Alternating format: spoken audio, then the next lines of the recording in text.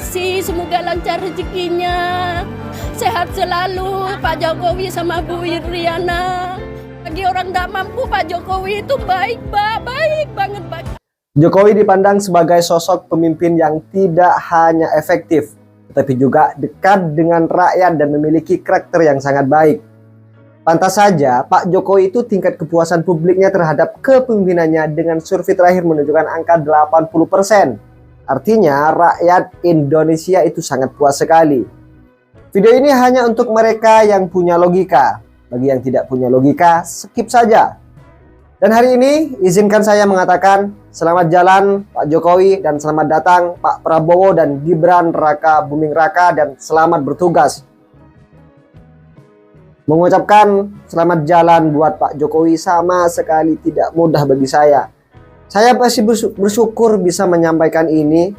Saya rasa kalau saya harus bertemu langsung dengan beliau, dengan Pak Jokowi, saya tidak mungkin bisa menahan air mata saya. Mungkin pemirsa juga begitu. Saya pernah bertemu Jokowi dan melihat dari dekat waktu beliau kunjungan ke Pulau Madura. Nah, tapi ketika itu dia masih menjadi orang nomor 1 di Indonesia. Kini dia sudah pergi dan itu membuat saya sangat bersedih sekali. Buat saya, Jokowi adalah manusia yang istimewa, sangat istimewa. Saya mengerti bagaimana begitu banyak warga yang berteriak-teriak memanggil namanya ketika dia berkunjung ke satu tempat. Bahkan waktu pulang ke Solo kemarin, sepanjang jalan sekitar ada 10 kilo dari bandara ke kediamannya, masyarakat tidak putus-putus menyambut dan mengucapkan terima kasih Pak Jokowi, terima kasih Pak Jokowi. Saya memahami melihat ada begitu banyak orang yang berusaha menyalaminya atau bahkan sekedar menyentuhnya. Dan pagi tadi saya melihat sebuah video di HP saya, di handphone saya yang menampilkan ada seorang anak kecil yang menatap sebuah foto atau sebuah poster Pak Jokowi. Anak itu dengan tulus memanggil Pak Jokowi, Pak Jokowi sambil menangis terharu-haru. Terus apa kamu nangis? Hah? Hah?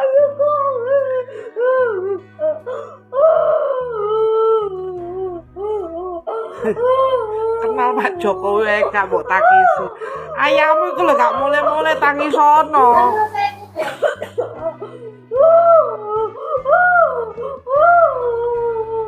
Hah? Dia kemudian menyentuh foto itu seolah dia bisa merasakan tangannya menyentuh sang presiden, Pak Jokowi.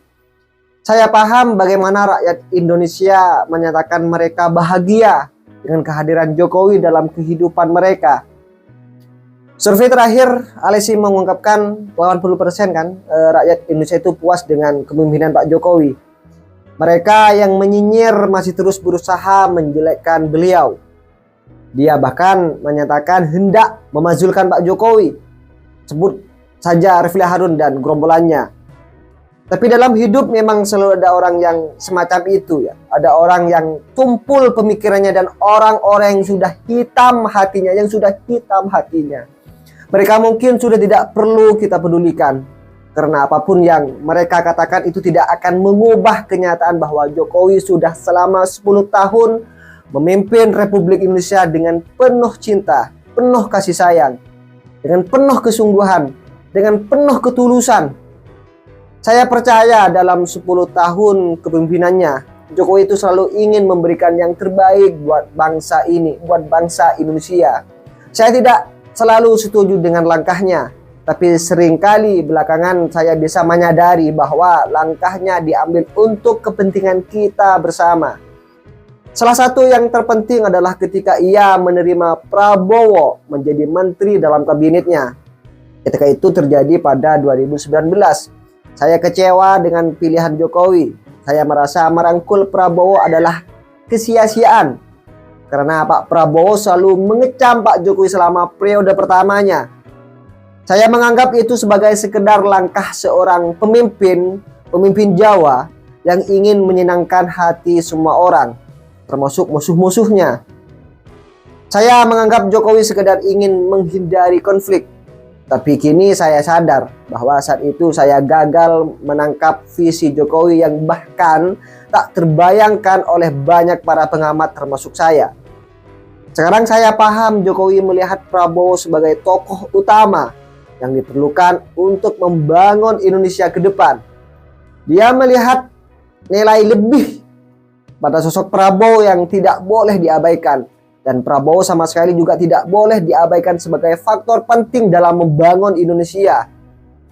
Jokowi sudah melihat pertama-tama Prabowo itu tetap akan mungkin maju kembali dalam Pilpres 2024. Kedua, Jokowi melihat Prabowo sebagai seorang calon pemimpin yang berpikiran luas, yang punya karakter kepemimpinan dan tidak korup.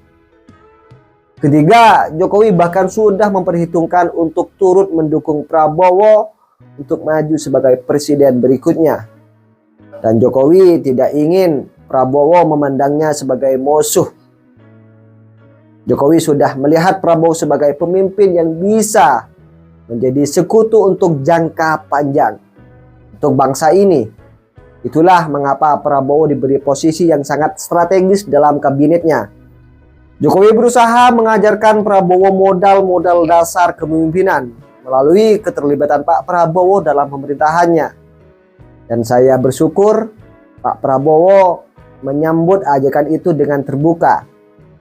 Prabowo terus berulang kali di pidato-pidatonya di podium menyatakan betapa pentingnya undangan Jokowi baginya secara terbuka. Prabowo memuji apa yang dilakukan oleh Jokowi sebagai bukti kepemimpinannya.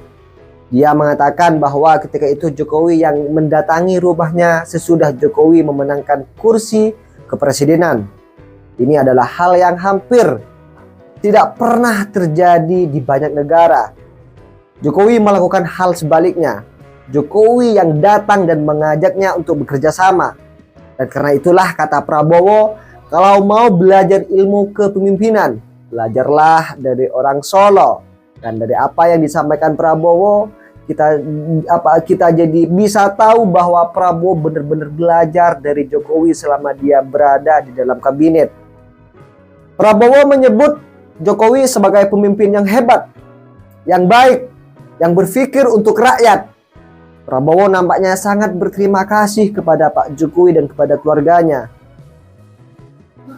Dan kita lihat sendiri betapa luar biasanya seorang Pak Prabowo, bahkan tidak mau tahu di hadapan siapa saja ketika berpidato selalu mengucapkan banyak terima kasih. Dan Pak Jokowi adalah pemimpin yang sangat luar biasa sekali untuk rakyat, yang selalu pikirannya tentang bangsa, tentang nasionalis, tentang rakyat, bagaimana nasib rakyat. Inilah contoh pemimpin yang akur, yang saling support, yang saling mendukung.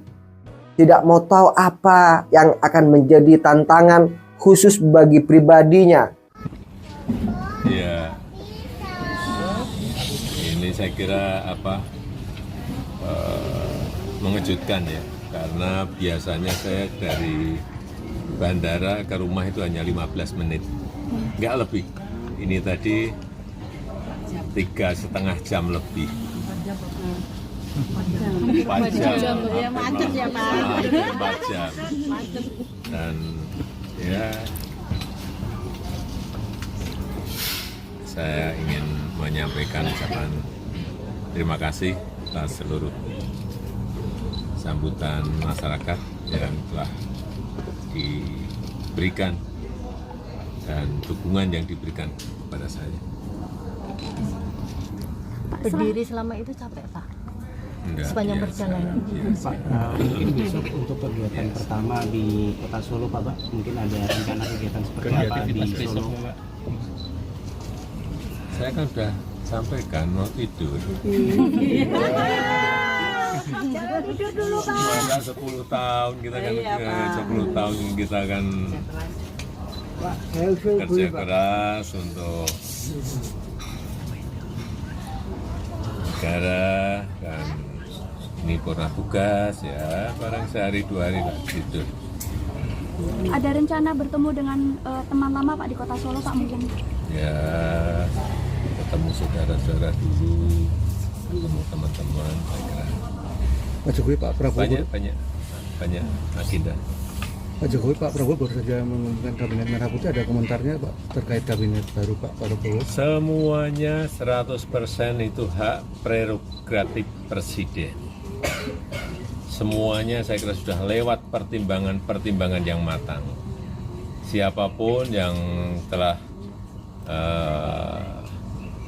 dipilih itu pasti melalui pertimbangan-pertimbangan yang matang, melalui kalkulasi-kalkulasi yang juga matang. Saya meyakini yang dipilih Pak Prabowo adalah yang terbaik dari yang ada. Sempat diajak diskusi dengan Pak Prabowo nggak sih Pak? Itu hak prerogatif presiden. Soal menteri ke Akmil mungkin Pak ada tanggapan Pak?